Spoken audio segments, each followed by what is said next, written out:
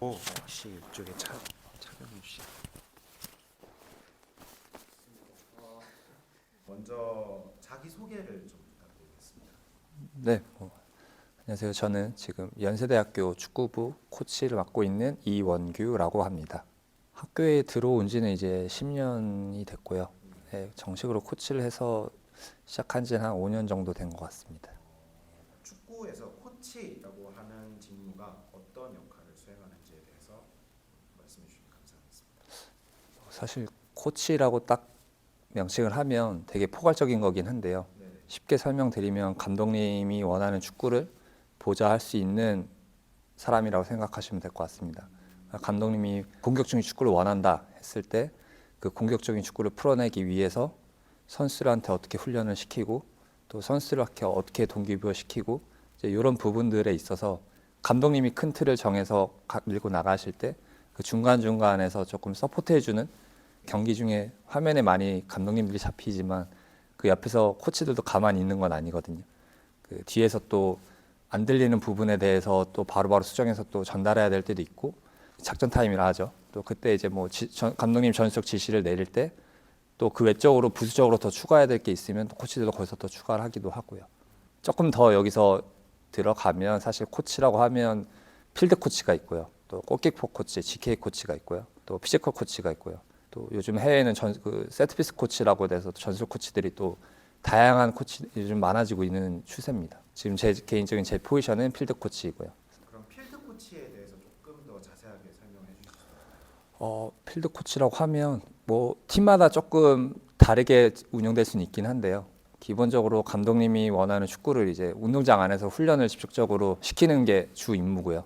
또 그 안에서 조금 세부적으로 가면 필드 코치도 이제 공격 코치가 있고 미드필드 코치가 있고 수비 코치가 이렇게 나눠질 수도 있어요. 이렇게 조금 더 전문적인 포지션을 가르칠 수 있는 코치도 있습니다. 축구 지도자로서의 길을 선택하게 된 계기, 지도자가 되는 과정에서 어떤 어려움이나 이런 것들은 없으셨는지 싶습니다.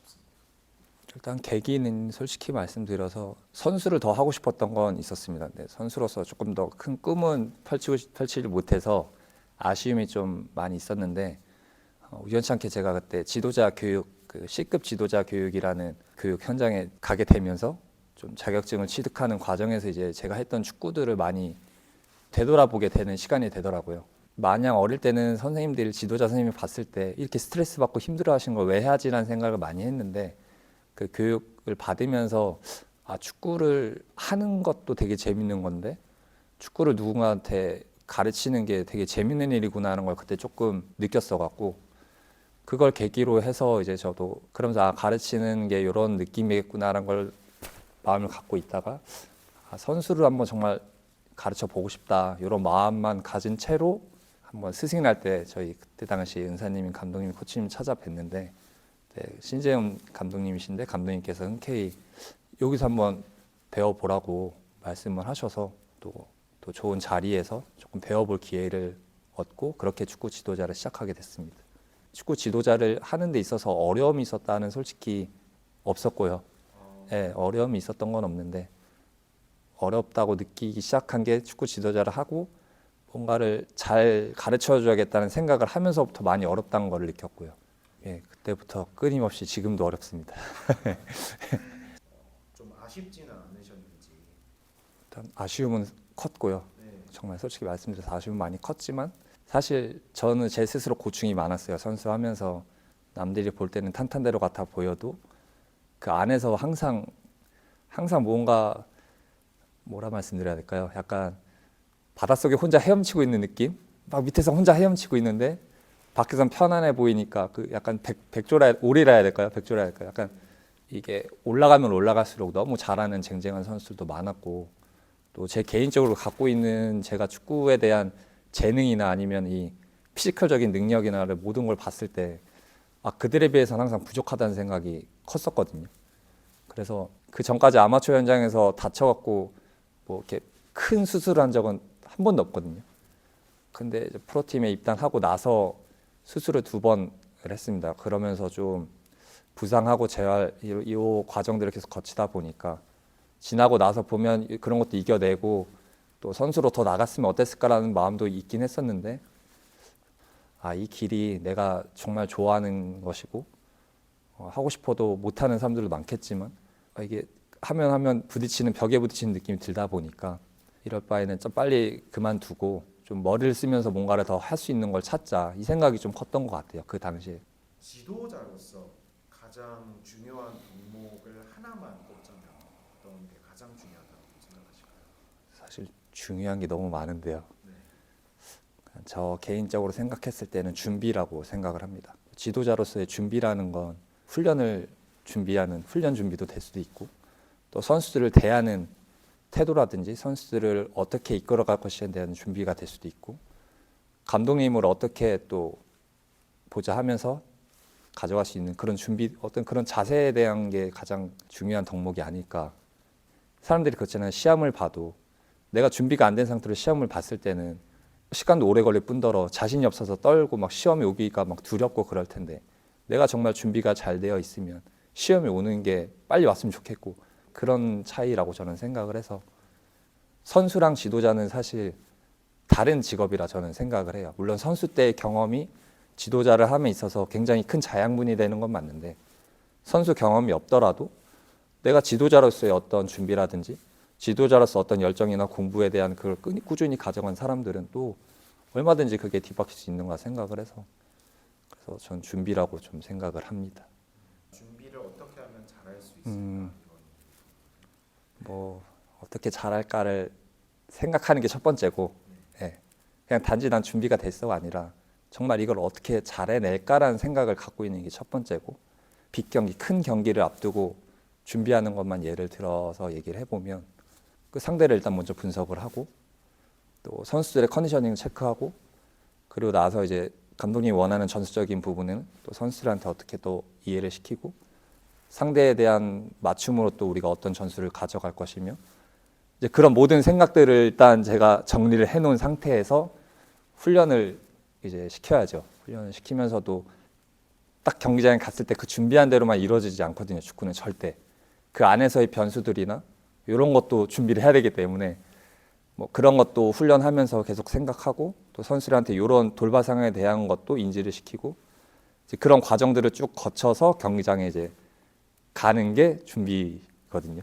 그래서 준비를 잘하려면 해야 될 게 너무 많고 이거를 이 인터뷰로 다 설명하기엔 너무 어렵지만 결국 일단 잘하려는 생각이 첫 번째고 그걸 위한 행동들을 계속 꾸준히 가져가는 게 두 번째고 그 생각과 행동을 계속 연관시켜서 가져가는 게 가장 중요하지 않을까라고 생각합니다. 가장 큰 실패 또는 좌절을 하나씩만 예로 들어주실 수 있으실까요? 가장 큰 기쁨은 저희는 그 학교 자체가 연세대학교고 또 라이벌인 고려대학교가 있어서 정기전을 항상 하다 보니까 그 경기에 대한 게 가장 크게 기억이 남는 것 같아요.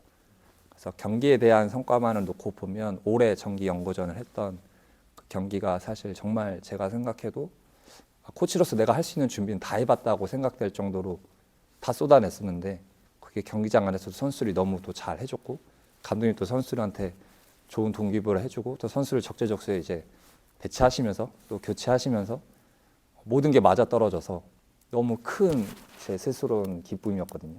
올해 정기전이. 그리고 반대로 가장 좀 좌절스러웠던 거는 2년 전에 23년도에 했던 정기전인데 그때는 저희가 이제 패배했는데 전반에 경기를 하다가 저희 필드 선수 한 명이 퇴장을 당했습니다. 그래서 그 퇴장에 대한 전술적인 변화나 앞으로 이제 요거를 어떻게 남은 시간 동안 가져갈 수 있을까를 그 자리에서 생각을 해봤을 때 바로바로 떠오르지가 않더라고요. 그러니까 미처 대안을 준비하지 못했던 그때 제 자신이 코치로서 내가 이렇게 부족하구나. 감독님도 내가 조금 더 유능한 코치였고 조금 더 좋은 코치였으면 더 좋은 조언을 옆에서 더 서포트 해줄 수도 있었고 또 선수들한테도 그런 부분에 대해서도 인지를 시킬 수 있었을 텐데 그런 부분이 아직 많이 부족했구나라는 걸 또 느끼기도 하면서 되게 좌절했던 경기라 그 두 가지가 크고요. 그리고 성과라고 하면 솔직히 말씀드려서 경기적인 성과 말고 저희 선수들이 이제 또 프로를 가고 싶어하는 선수들인데 지금 K리그를 보시면 뭐 아실지도 모르겠지만 또 저희 학교 출신 선수들이 조금씩 이제 보이는 걸 보면 그냥 거기서도 또 그 어려운 환경에서 정말 이겨내기 힘든 환경에서 주전으로 경기도 뛰고 또 주전이 아니더라도 또 그 속에서 또 열심히 하고 있는 모습들을 볼 때 좀 그냥 혼자 되게 뿌듯해해요. 그래서 그래도 우리 학교에서 열심히 했고 같이 또 지냈던 제자들인데 가서 또 좋은 무대에서 하고 있는 거 보면 선수들이 더 좋은 무대에서 경기 뛰는 걸 봤을 때가 또 저만의 성과라고 할 수 있습니다. 약간 어떤 메시지나 조언이라는 게 있다면 어떤 것일지. 일단 코치로서의 목표는 저는 이 아마추어 현장에서 조금 더 풀뿌리를 잘 다질 수 있는 지도자가 되는 게 목표예요. 사실 항상 목표를 꼭 정하고 살지 말자 생각을 했었다가 아마추어 현장에서 조금 더 인정받고 또 조금 더 좋은 선수를 많이 길러낼 수 있는 지도자가 되고 싶다는 생각을 하게 돼서 그 뒤로는 좀 그런 생각을 갖고 있고요. 또 조금 더 나아가서는 팀에서 꼭 감독을 해보고 싶어요. 그래서 아직 많이 부족하고 더 많이 경험해 봐야 되지만 그 경험들을 잘 모으고 또 잘 다듬어서 감독이 됐을 때 한번 제가 원하는 축구가 무엇인지 명확히 또 보는 사람들로 하여금 재밌을 수 있게 또 뛰는 선수들로 하여금 또 재밌을 수 있는 축구를 만들 수 있는 감독이 좀 돼보고 싶어요. 그리고 앞으로 또 지도자를 하실 분들에 대한 뭐 조언이라고 하면 뭐 축구를 사랑하고 열정이 있다면 좀 그걸 온전히 그 안에서 운동장 안에서 다 쏟아낼 수 있는 사람이 됐으면 좋겠어요. 지도자로서. 외적인 뭐 부분들도 항상 많이 맞닿을 텐데 다양한 외적인 부분들을 찾으면 끝도 없거든요.